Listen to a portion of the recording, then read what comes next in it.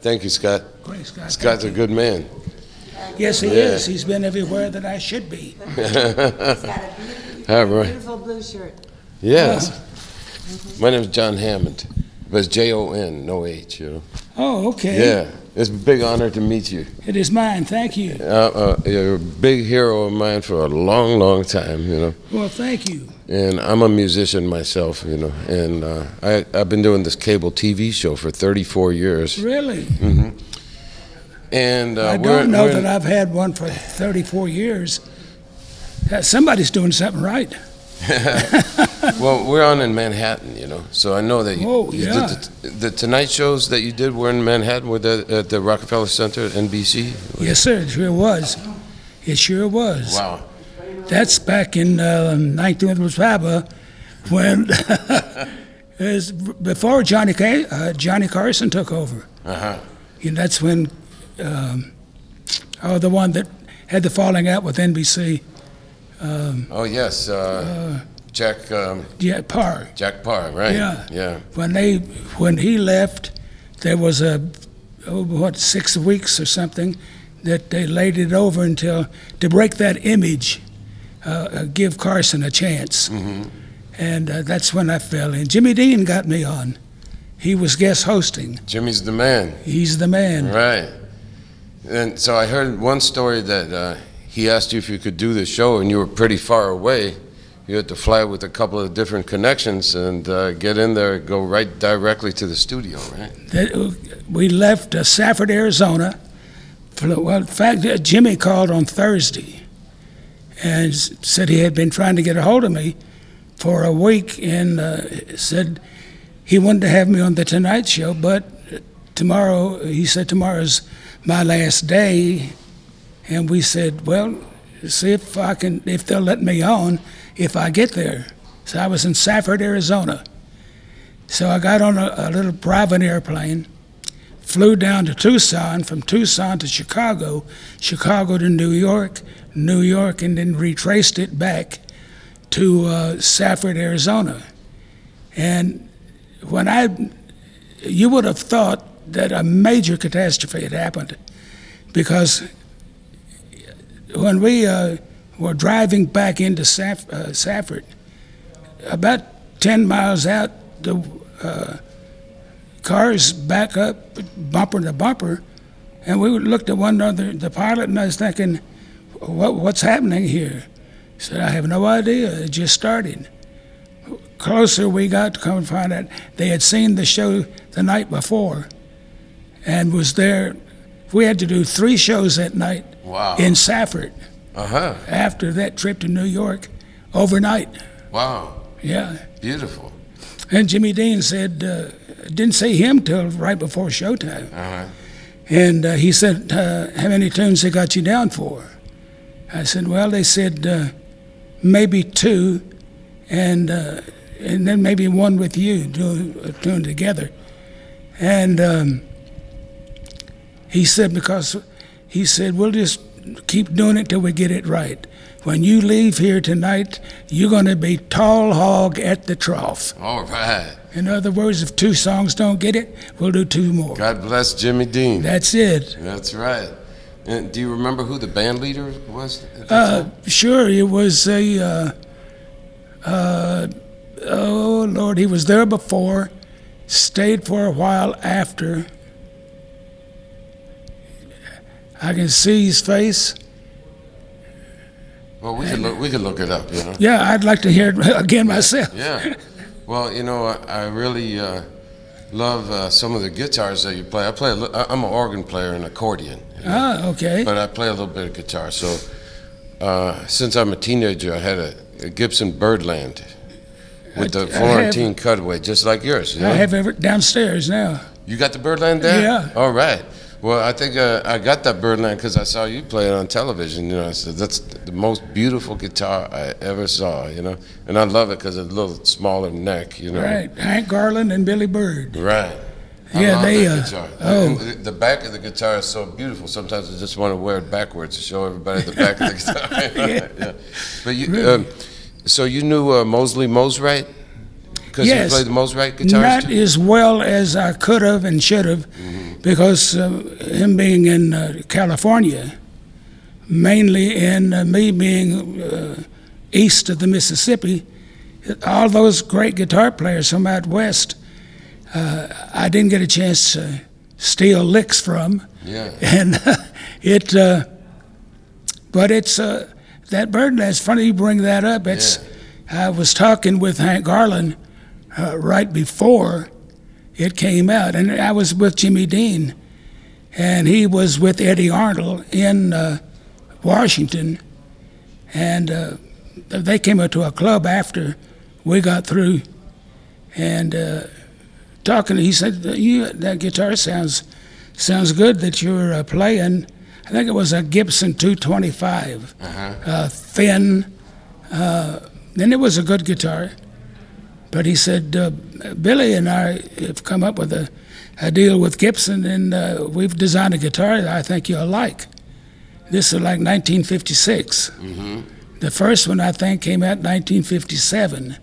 And I was in front of the music store with my little stub, says, I'm getting a Birdland. Wow. I had and bought it in Baltimore, of all places. Fred, he was the Gibson dealer in Baltimore. Baltimore. Yeah. Well, I sure love the way you play that Birdland, and you've done some really innovative things with music and performances, you know, like I love that country medley that you did with Flip Wilson.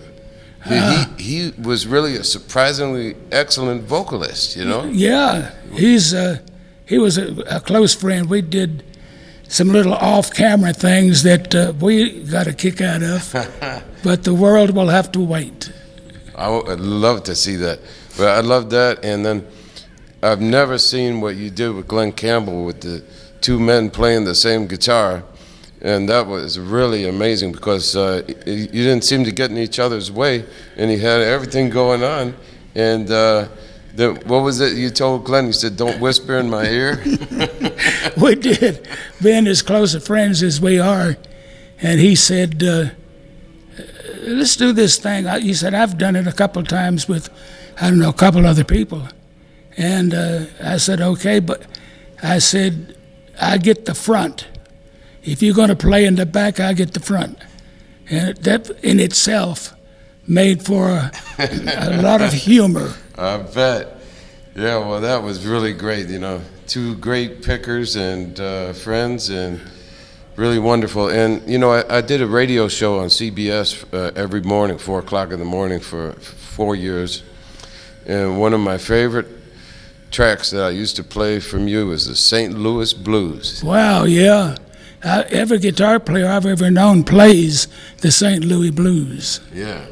Yeah. And there's organ on the St. Louis Blues. So I'm trying to think. How did you cut that record? Was the organ player right there when you did it? Oh, yeah.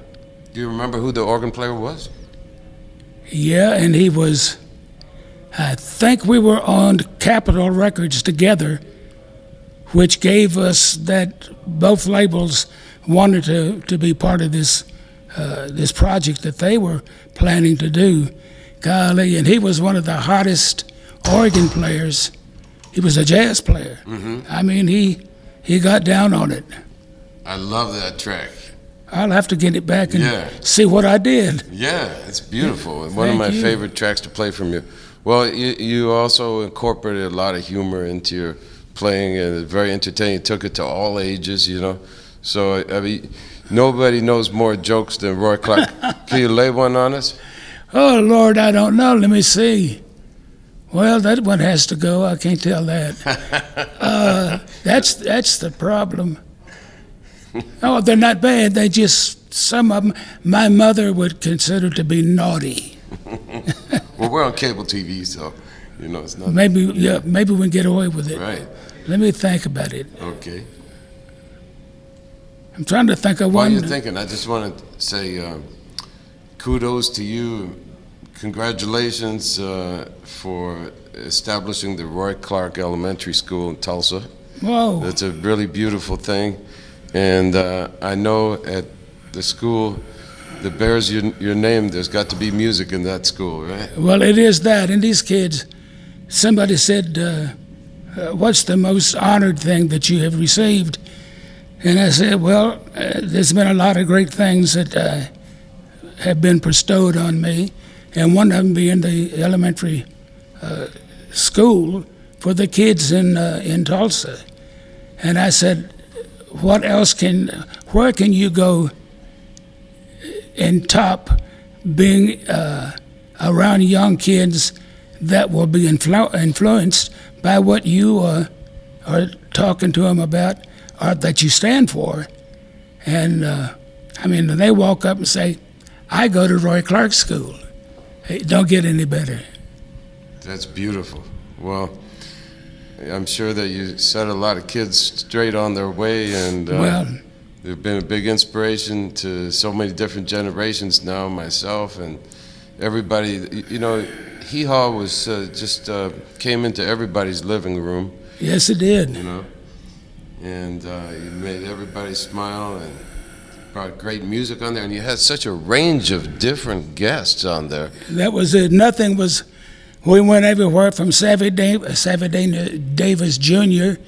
to Billy Graham, to Oral Roberts, to everybody wanted to be on the show. Right. They wanted to be on it and be part of it. And so it was an honor for me to be bumping up shoulders to all of the ones that I admire so much. Well, we do music, travel, and soft news, you know. That's what I say my topics of my show, you know. But when it comes to travel, nobody did more traveling than Roy Clark, right?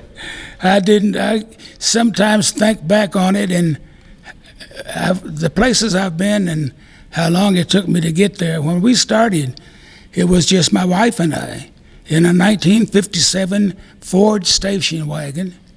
And we went out the first year on travel.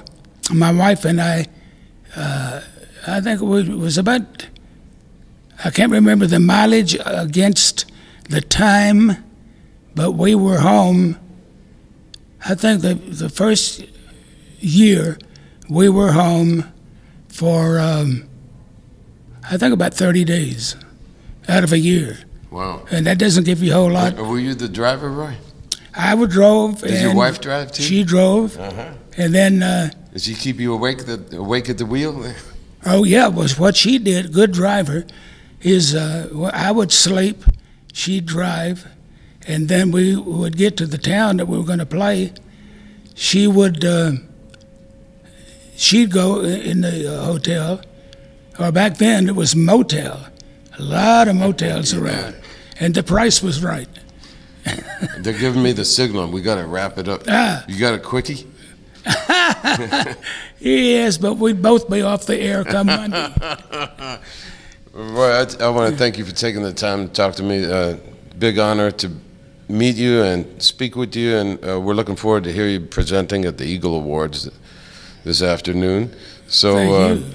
You just made my whole trip to Nashville, and we're going to send this out over New York City and streaming all over the world. All right. So before we get out of here, just say one last thing before you say bye to us.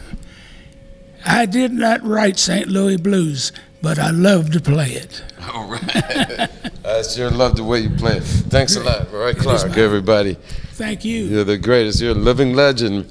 Thanks, Roy.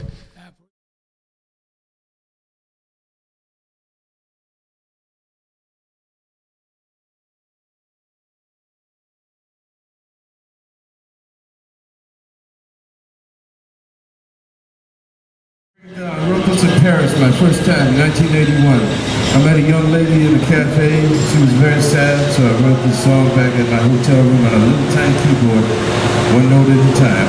It's called Lydia's Tune. Lydia's Tune. It's almost like a little lullaby. I hope you remember this song. It goes like this.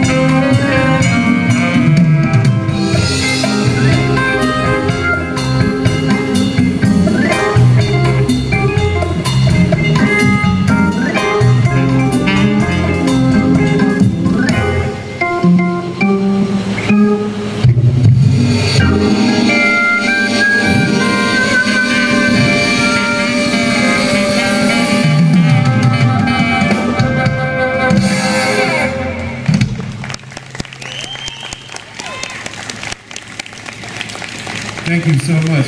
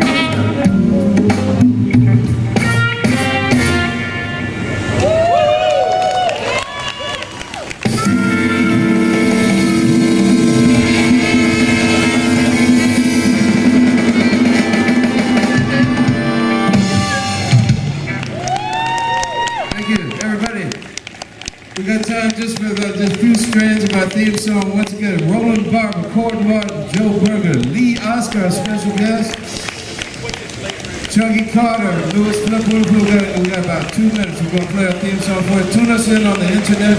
We got a TV show for 34 years in New York City. Thanks to John and Alex and Greg, everybody for the stage. The good sound, it's great, beautiful. This is called Late Rent. I dedicate it to everybody that your rent will never be late. It goes like this. Real fast.